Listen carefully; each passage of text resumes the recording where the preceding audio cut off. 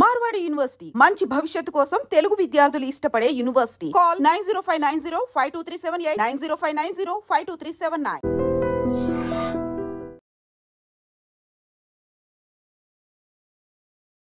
నమస్తే, నా పేరు doctor N Subrahmanyam, Ayurveda specialist, Amrutham ayurvedic hospital, Hyderabad. నేడు చాలామంది పక్షవాతాలకు గురవుతున్నారు. మీరు చాలా చోట్ల గ్రామాల్లో కానీ పట్టణాల్లో కానీ ఎక్కడైనా సరే ఒకసారి గమనించండి. వాళ్ళు ఒకవైపు అంటే ఏకాంగ పక్షవాతం, ఒకవైపు అంటే కుడివైపు కానీ ఎడమవైపు కానీ ఈ పక్షవాతానికి గురైన వాళ్ళల్లో మీకు అంటే చాలామంది కనపడుతుంటారు. అయితే ఇది ఎందువల్ల వస్తుంది అనే దానికి ప్రధానమైన కారణాన్ని గుర్తించి దానికి చికిత్స తీసుకోవాలి. ప్రధానంగా బీపీ ఎక్కువైపోతే వస్తుంటుంది రక్తపోటు. అసలు ఈ రక్తపోటు ఎందుకు వస్తుంది అనే దాని మీద చాలామందికి అవగాహన లేదండి. ఈ రక్తపోటు అనేది ప్రపంచవ్యాప్తంగా ఎక్కువ బాధపడుతుంటే మన దేశంలో కనీసం 20 నుంచి 30% మంది ఒక 50 ఏళ్ళు దాటిన వాళ్ళైతే మేము బీపీ ట్యాబ్లెట్ వాడుతున్నాము అనేవాళ్ళు 70-80% ఉంటున్నారు. సాధారణంగా టోటల్ పబ్లిక్లో తీసుకున్నట్లయితే మనకు ఒక 20-30% ఉండొచ్చు. అయితే బీపీ ట్యాబ్లెట్ వాడకపోవడం వల్లే వచ్చింది అనేది ఒక అపోహ ఉంది. నిజమేనండి. అసలు బీపీ ట్యాబ్లెట్కి ఎందుకు అలవాటు పడ్డారు? అసలు బీపీ రావడానికి కారణాలు ఏంటి? దీని గురించి ఎవరు సరైన విజ్ఞానాన్ని తెలుసుకోకపోవడం వల్లనే చాలామంది బీపీకి గురవుతున్నారు. ఈ రక్తపోటు రావడానికి ప్రధానమైన కారణం సరిపడినంత నీటిని తాగకపోవడం, గ్యాస్ ట్రబుల్ ఉండడం, విరేచనం సక్రమంగా కాలేకపోవడం, అజీర్ణ సమస్య ఉండడం, ఇక ఇతర రోగాలు. ఏ రోగము ఏ వ్యాధి ఇతరాంటివి ఏవీ లేదండి. కేవలం బీపీ మాత్రమే ఉంది అనే వాళ్ళు ఎవరైనా ఉన్నారు అని అంటే వాళ్ళు ఈ తప్పుల్లో ఏదో ఒకటి వాళ్ళకు ఉండడం వల్లనే వస్తుంది. ఇది గుర్తుపెట్టుకోండి. ఇక దీంతో చాలామందిలో రోజులో ఎంత నీరు తాగాలో అంత నీరు తాగకపోయిన వాళ్ళకే ఈ సమస్య వస్తుంది. ఒకవేళ ఎవరికైనా బీపీ వచ్చి ఉన్నట్లయితే మీరు నీరు తాగడం ద్వారా అలవాటు చేసుకోవడం ద్వారా మీ ట్యాబ్లెట్ కూడా తగ్గించుకోవచ్చు. కానీ వెంటనే మానేయకండి. ముందు మిమ్మల్ని మీరు పరీక్షించి చూసుకోండి. రోజు పొద్దున్నే లేచి ట్యాబ్లెట్ వేసుకోవడము అనే దానికి అలవాటు పడిపోవడం కాదు. ఇంకోటి ఏంటంటే మీరు దీర్ఘకాలికంగా ఇలాంటి మందులు వాడడం వల్ల ఇతర రోగాలకు గురయ్యే అవకాశాలు ఉంటాయి. దానివల్లనే ఈ మందులకు అలవాటు పడొద్దు అని చెప్తున్నా. మీరు రోగిగా బతకాలా నిరోగిగా బతకాలా అనేది నిర్ణయించుకోండి. ప్రధానంగా ఇది చేయవలసింది.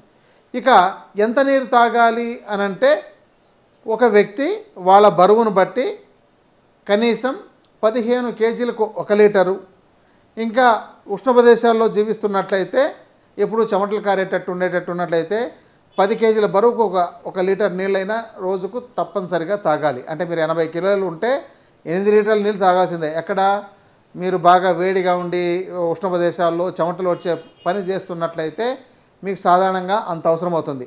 ఇంకొంతమందికి 10 లీటర్లు కూడా సరిపోకపోవచ్చు. కొంతమంది 15 లీటర్లతో కూడా వ్యవసాయం చేస్తూ ఎక్కడో పొలాల్లో ఉంటూ లేకపోతే ఇంకేదైనా కొండల గుట్టల్లో పనిచేసే వాళ్ళు అయితే రోజుకు 20 లీటర్లు కూడా తాగేస్తున్న వాళ్ళు ఉన్నారు. కారణం ఏంటంటే చెమట రూపంలో నీరంతా బయటికి వెళ్ళిపోతుంటుంది కాబట్టి.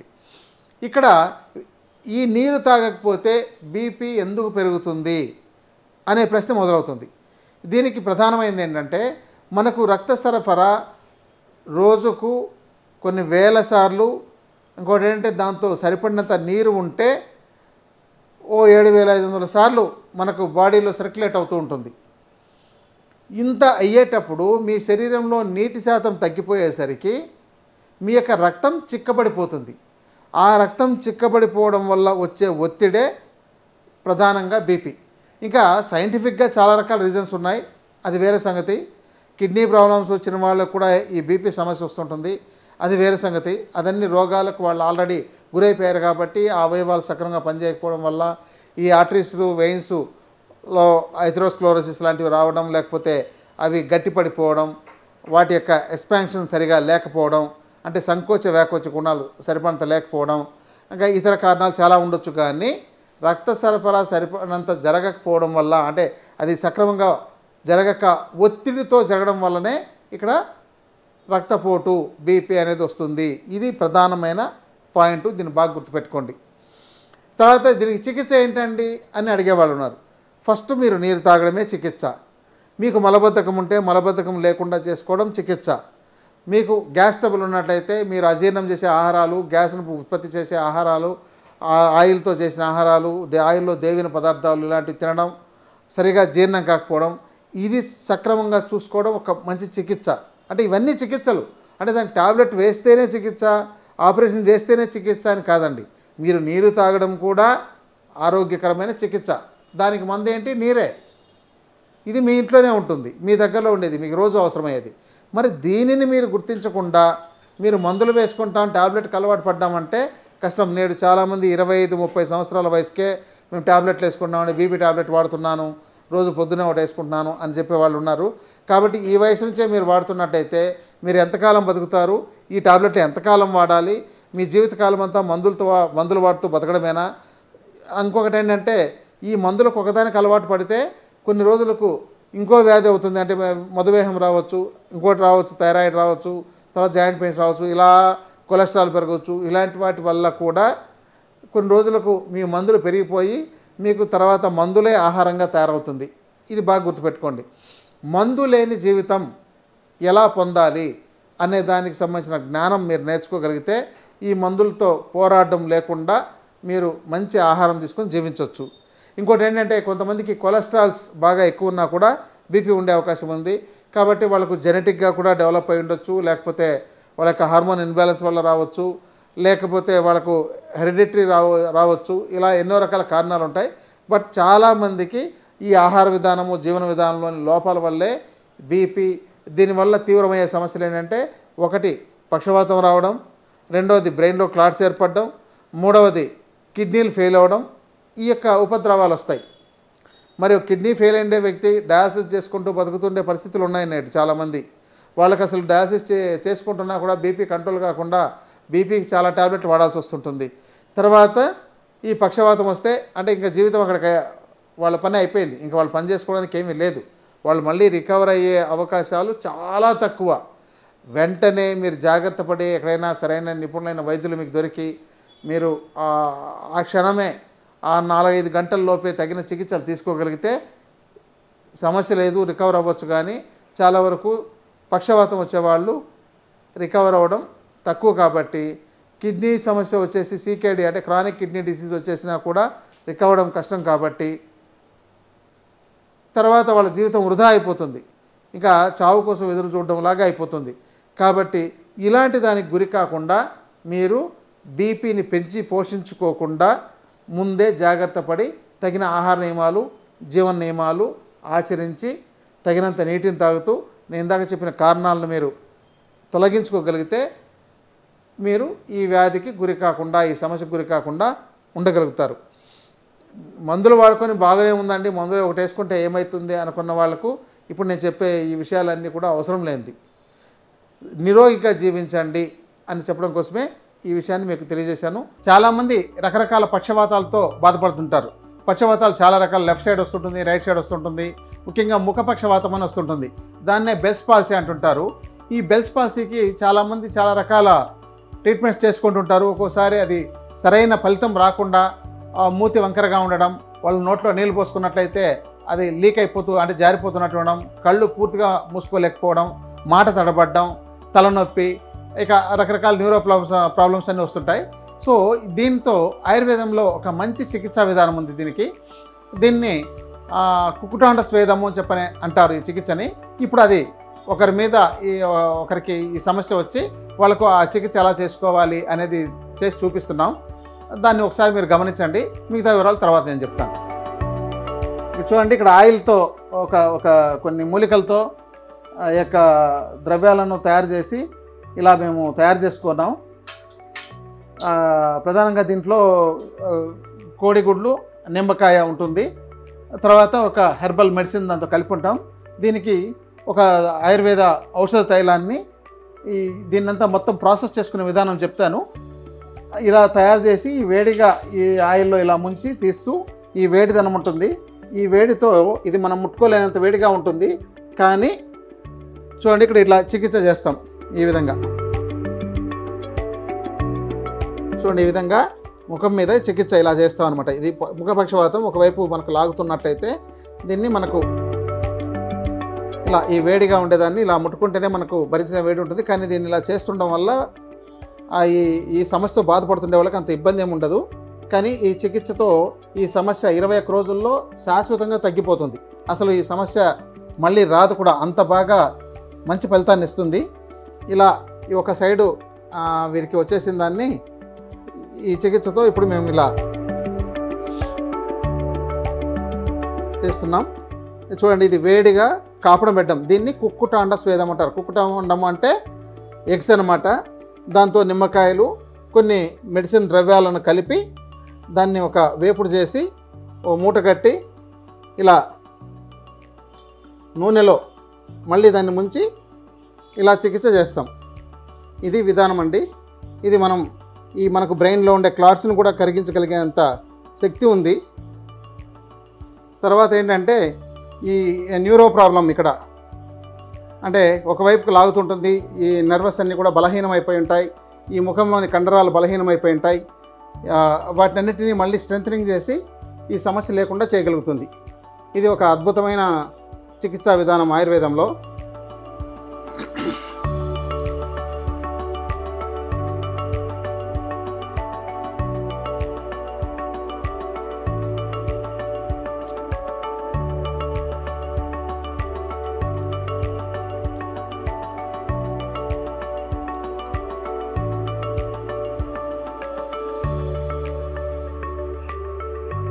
దీంతో ముఖమంతా ఎర్రబడిపోయినట్టు అయిపోతుంది, కానీ అది మళ్ళీ తగ్గిపోతుంది. కానీ చాలామంది ఇలాంటిది అమ్మో వేడిగా ఉంది ఏమైనా అవుతుందేమో అనుకుంటారు, బొబ్బలు వచ్చేస్తుందేమో అని భయపడుతుంటారు. అలాంటిది ఏమి ఉండదండి. అది చేసే దానిలో నైపుణ్యం కలిగి ఉండాలి. ఆ నైపుణ్యం కలిగి ఉంటే ఎవరికి వాళ్ళు కూడా నేర్చుకొని చేసుకోవచ్చు. మీలో ఎవరైనా ఇలాంటి సమస్య ఉండేవాళ్ళు, ఇది ఒకవేళ చాలా కాలం పాటు ఈ సమస్యతో బాధపడుతుండే వాళ్ళు ఎవరైనా ఉన్నట్లయితే అది ఎంతకాలమైనా కూడా ఈ చికిత్సను పూర్తిగా నయమయ్యేదాకా చేసుకోవాలి. చూడండి, ఇది వేడివేడిగా చాలా లోపల దీంతో ఎగ్స్ను, నిమ్మకాయలు ప్లస్ కొన్ని మూలికలు కలిపినే ఉంది. దీంతో ఇలా చేస్తున్నాం చూడండి.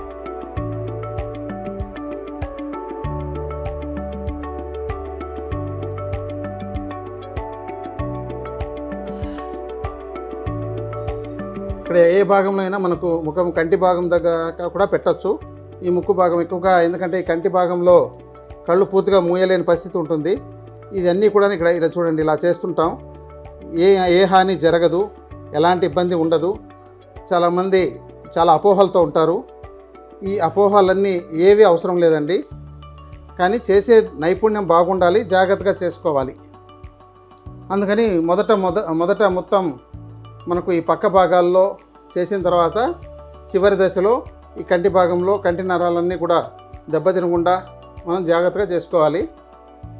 దీనికోసం చాలామంది దీనికి చికిత్స లేదని ఏళ్ల తరబడి అలాగే గడిపేస్తుంటారు. అలాంటి అవసరం లేకుండా ఈ ఆయుర్వేద చికిత్సతో శాశ్వతంగా పరిష్కరించుకోవచ్చండి.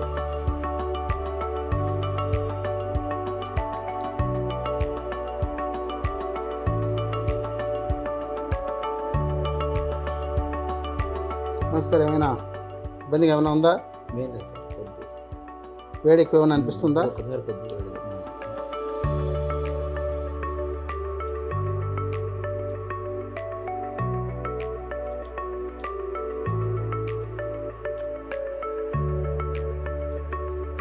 ఈ మొత్తం మెడ దగ్గర నుంచి పక్షవాతంలో కూడా ఈ చికిత్స పనిచేస్తుంది. కానీ ఇది నైపుణ్యం కలిగిన వైద్యుల వద్ద తెలుసుకొని లేదంటే వాళ్ళ పర్యవేక్షణలో ఈ చికిత్స తీసుకోవాలండి.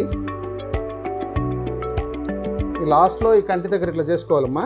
ఈ కళ్ళు మూసేసుకుంటే మనం ఇట్లా ముఖం మీద డైరెక్ట్గా పెట్టవచ్చు.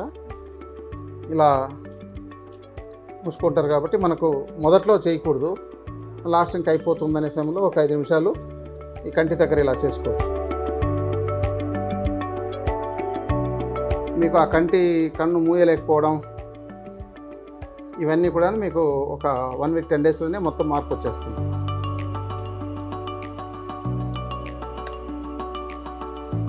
ఇప్పుడు ఒకసారి బోర్లా తిరగండి.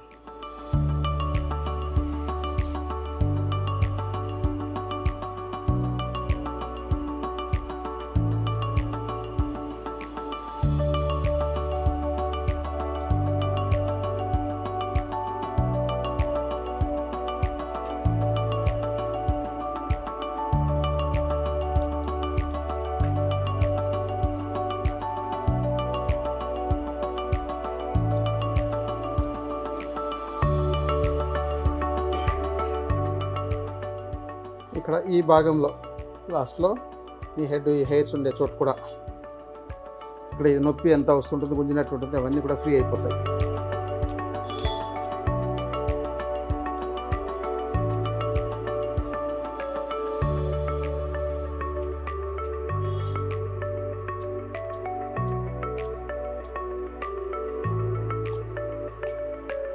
ఏమైనా వే అవుతుందా శ్రీనివాస్ గారు? భరించగలిగేంతే ఉందా?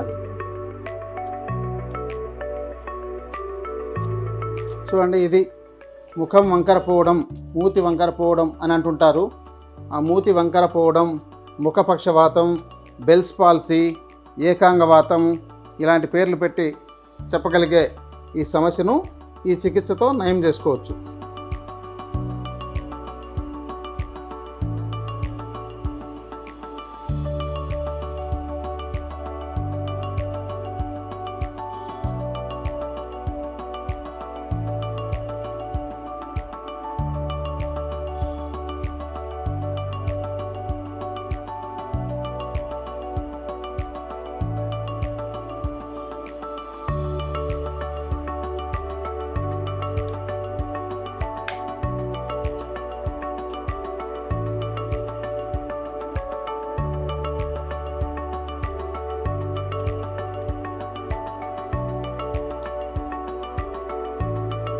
చెప్పాలంటే ఈ చికిత్స మెడ నొప్పిలో కూడా బాగా పనిచేస్తుంది. మెడ నొప్పి కూడా తగ్గిపోతుంది. చాలామంది ఈ మెడ నొప్పితో బాధపడుతుంటారు, సర్వైకల్ స్పాండిలైసిస్ అని. దీంతో అంటే ఇంకా ఇతర చికిత్సలు చాలా ఉన్నాయి. ఈ చికిత్స కూడా మెడ నొప్పి తగ్గించడంలో బాగా పనిచేస్తుంది.